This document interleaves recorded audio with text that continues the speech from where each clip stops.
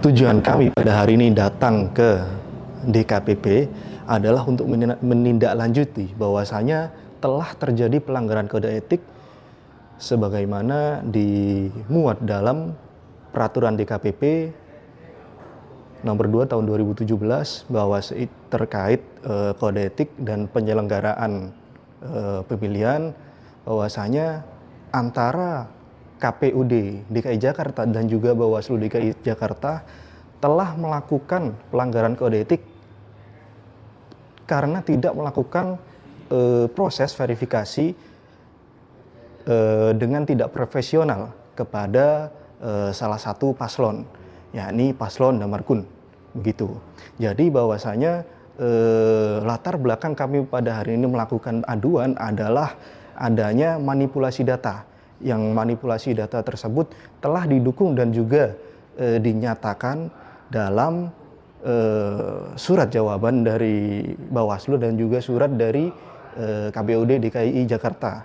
Jadi setelah kami mengirimkan 2 kali somasi, kemudian atas somasi tersebut telah dilakukan jawaban. Dalam jawaban itu memang sudah disampaikan benar adanya manipulasi data. Namun yang terjadi adalah setelah ditemukan adanya manipulasi data, malah para penyelenggara pemilu ini, yakni KPUD DKI Jakarta dan juga Bawaslu DKI Jakarta, melakukan atau sesuatu yang tidak profesional, tidak melakukan kewenangannya sebagaimana mestinya, malah hanya saling melempar tanggung jawab. Jadi ini menjadi hal yang agak aneh juga bagi kami, yang membuat benar adanya pelanggaran kode etik. Sudah ditemukan bahwasanya pasangan calon itu bermasalah, namun kenapa tidak ditindaklanjuti lebih jauh? Tidak dibuka data bagaimana dukungan paslon tersebut, apakah sudah benar atau tidak, sudah sesuai prosedur atau tidak. Dalam artian bahwasanya kita sama-sama tahu dalam jawaban tersebut, kedua penyelenggara pemilu ini mengetahui sudah ada dugaan manipulasi data dan itu sudah diiyakan dalam surat jawaban yang saya sebutkan tadi, namun mereka masih tidak melakukan apa yang menjadi kewenangan dua penyelenggara pemilu ini, yang bahwasanya kalau memang sudah ditemukan manipulasi data, kenapa tidak diproses lagi? Itu yang menjadi latar belakang kenapa kami sekarang melakukan aduan terhadap KPUD DKI Jakarta dan Bawaslu DKI Jakarta. Sehingga dalam aduan ini kami mendesak agar DKPP menerima dan memeriksa dan juga memutus terkait aduan kami terhadap dua penyelenggara pemilu tersebut. Kemudian kami juga mendesak agar DKPP memerintahkan kepada dua penyelenggara pemilu tersebut agar melakukan proses menindaklanjuti terhadap paslon-paslon atau pasangan calon yang melakukan manipulasi data. Sebetulnya tentu pengaduan ke DKPP ini adalah sebuah tindak lanjut ya dari pengaduan atau somasi yang kita telah lakukan mungkin beberapa bulan yang lalu ya ke KPU Jakarta, dan memang tidak ada respons yang signifikan gitu ya dan memberikan solusi dari KPU, sehingga tentu karena ini adalah sebuah tindak pidana, tentunya tindak pidana pencurian data juga, dan menjadi sebuah kesalahan fatal bila tentunya kalau KPU hanya membiarkan hal-hal seperti ini terjadi gitu. Apalagi ini kan konteksnya adalah penyelenggaraan demokrasi kita gitu.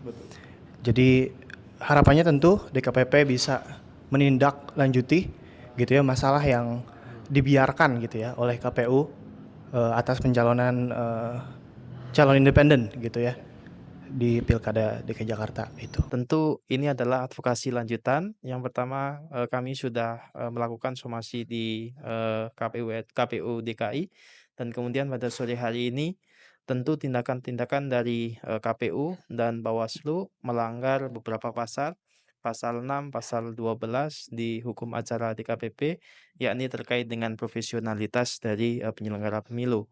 Bagaimana kita tahu bersama bahwa KPU tidak bisa menyerahkan persoalan ini kepada pasangan calon, akan tetapi ini harus ditangkap adalah pekerjaan dari penyelenggara pemilu yang memastikan bahwa data-data yang dilampirkan oleh setiap paslon, baik paslon perseorangan maupun data-data yang digunakan oleh paslon dari partai politik memang benar valid, tidak asal caplok dan kemudian melanggar peraturan, khususnya peraturan tentang perlindungan data pribadi.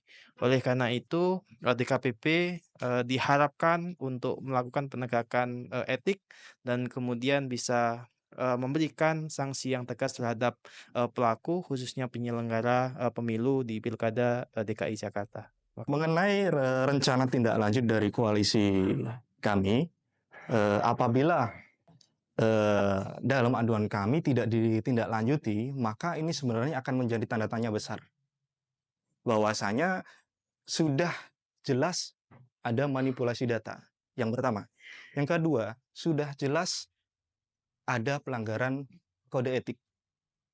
Ini yang menjadi alasan kenapa kami melakukan pengaduan ini, dan rencana kami untuk selanjutnya adalah menindaklanjuti semua sesuai prosedur, mengikuti semua rangkaian apa yang diperlukan dalam proses bagaimana aduan ini berjalan sampai dengan dikeluarkan sebuah putusan, yang kemudian apabila ini memang tidak ditindaklanjuti, maka kami tentu akan melakukan tindakan-tindakan yang kiranya diperlukan agar proses hukum tetap berjalan, proses semua prosedur tetap berjalan sebagaimana semua ketentuan yang berlaku.